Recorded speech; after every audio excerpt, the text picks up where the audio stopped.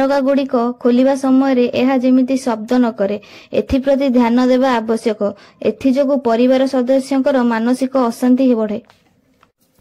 जदि कोनोसी कारणरू आपण करज करिसेंती एवं ताहाकु सुझिबाकु चाहुचंती तेबे करजर प्रथम किस्ती मंगलवार दिन दियंतु। वास्तु अनुसार एहा कले करजर बोझ शीघ्र मुक्ति मिली पारे।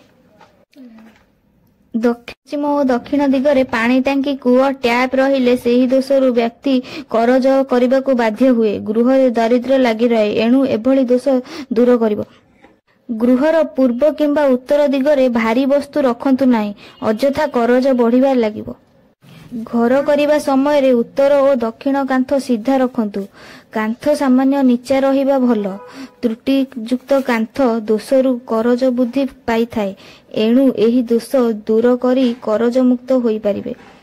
लाल रंगर रिबन को घरर मुख्य द्वार रे टंगाई रखिले घरे धनर आगमन घटी थाए। घरे ऐश्वर्य और वैभवर बुद्धि घटी थाए। बिछना रे लुण तेल झाड़ू जोता किंबा अलिया आवर्जना रखंतु नाही। एहा मानसिक अशांति आनिबा सह भाग्योदयर बाधा उपजाई थाए। उत्तर किंबा पूर्व कांथरे उत्तर पूर्व कोण रे लागिथिबा दर्पण लाभदायक। दक्षिण और पश्चिम कांथरे दर्पण रहिले ताहा क्षतिकार। शनिवार दिन घर दुकान ऑफिस मुखरे लेंबू और 7टी लंका झुलाई रखिले खराब दृष्टि पड़े नाही।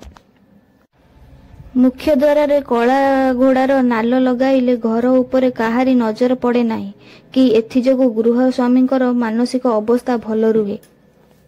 कबाट किंबा झरका गुड़िक खोलिबा समय यह जेमिति शब्द न करे एथिप्रति ध्यान देवा आवश्यक। एथिजोगु परिवार सदस्यंकर मानसिक अशांति बढ़े। जदि कोनोसी कारणरू आपण करज करिसेंती एवं ताहाकु सुझिबाकु चाहुचंती तेबे करजर प्रथम किस्ती मंगलवार दिन दियंतु।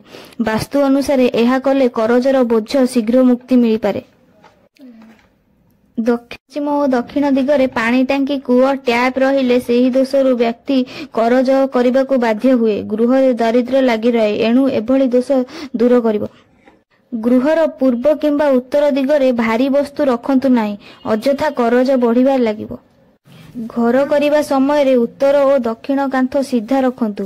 कांथ सामान्य नीचा रहिबा भलो। त्रुटि युक्त कांथ दोषरु करज बुद्धि पाई थाए एणु एही दोष दूर करी करज मुक्त होई परिबे। लाल रंगर रिबन को घरर मुख्य द्वार रे टंगाई रखिले घरे धनर आगमन घटी थाए। घरे ऐश्वर्य और वैभवर बुद्धि घटी थाए। बिछना रे लुण तेल झाड़ू जोता किंबा अलिया आवर्जना रखंतु नाही। एहा मानसिक अशांति आनिबा सह भाग्योदयर बाधा उपजाई थाए। उत्तर किंबा पूर्व कांथरे उत्तर पूर्व कोण रे लागिथिबा दर्पण लाभदायक। दक्षिण और पश्चिम कांथरे दर्पण रहिले ताहा क्षतिकार।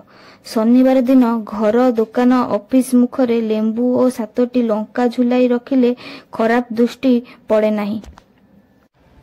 मुख्य द्वार रे कला घोड़ार नाल लगाइले घर उपरे काहारी नजर पड़े नाही कि एथिजोगु गृह स्वामींकर मानसिक अवस्था भल रुहे।